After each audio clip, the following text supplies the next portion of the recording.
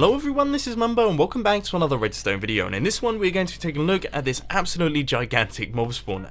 Now for those of you who don't know, the other day I uploaded a video showcasing a new way to transport mobs really quite quickly using what's known as the piston translocation bug.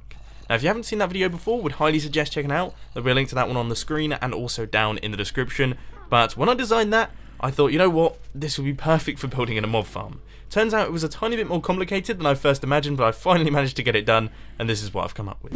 Now generally speaking, when I make a mob farm in Minecraft, I build a mob farm right the way up in the sky, then I build an AFK platform above that mob farm, so that I unload all of the caves and all of the chunks down on the floor to make my mob farm more efficient. And I thought it would be really cool to actually take the mobs upwards to the player so that you can kill them while you're up there. So as you can see right here, we have got a bunch of chambers. If we just open up this door, you can see we've got a ton of mobs in there, and all we have to do is walk inside, punch all of these mobs, and we get all of their items, but most importantly, we get all of their XP.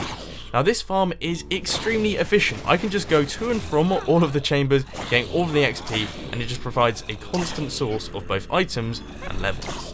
Now before you let me know down in the comment section, yes, I am aware that there are a number of shortcomings to this design. It's extremely expensive to build, it uses a ton, and I mean a ton of resources, hundreds upon hundreds of pistons, repeaters, redstone, all that sort of thing. It creates a lot of lag. That's mostly due to all of the pistons, repeaters and redstone and things, but also no mob crushers at the minute. As you can see right here, if we just head inside, we actually have to kill all of these mobs manually using our sword, which isn't particularly brilliant, and most importantly, it's absolutely massive, and there's not very many spawning spaces for the size of the build. So all in all, it's not the best mob farm in the world. I would highly suggest checking out some of my other mob farm designs, put links to those on the screen and also down in the description, but I personally really like the way this design works, so let's take a closer look at what's going on inside. So for those of you who are a little bit more observant, there are three different sections of this build.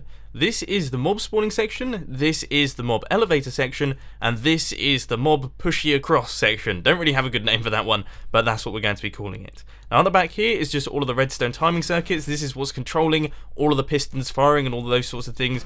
And if we just pop inside here, you'll be able to see what's happening on the inside. So this is where the mobs actually spawn. They spawn in all of these spaces right here, and as you can see, if we stand right in here, we should get pushed across, and then we'll be transported upwards by all of the pistons. There we go, we got pushed across. If a mob spawn there, they would get pushed across, and then they would travel up through all the layers, and then finally they would make their way across using all of these pistons. But we managed to miss it that time, so we will be transported across next time.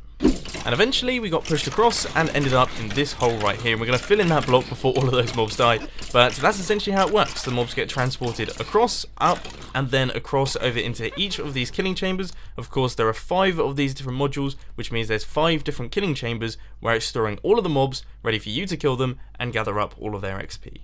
Now of course, as I mentioned earlier on, it's not the most efficient design in the world, but I definitely think it's really very cool, and if you do want to try your hand at making it a tiny bit more efficient and a tiny bit more survival friendly, I would love to see it. Get to work on it and tweet it to me once it's done, because I can't wait to see what you come up with. But unfortunately, that's all I've got time for today. I hope you enjoyed this video. If you did, please be sure to hit that like button, and if you really loved it, then make sure to subscribe. But thanks for watching, guys. This has been Mumbo, and I'm out. I'll see you later.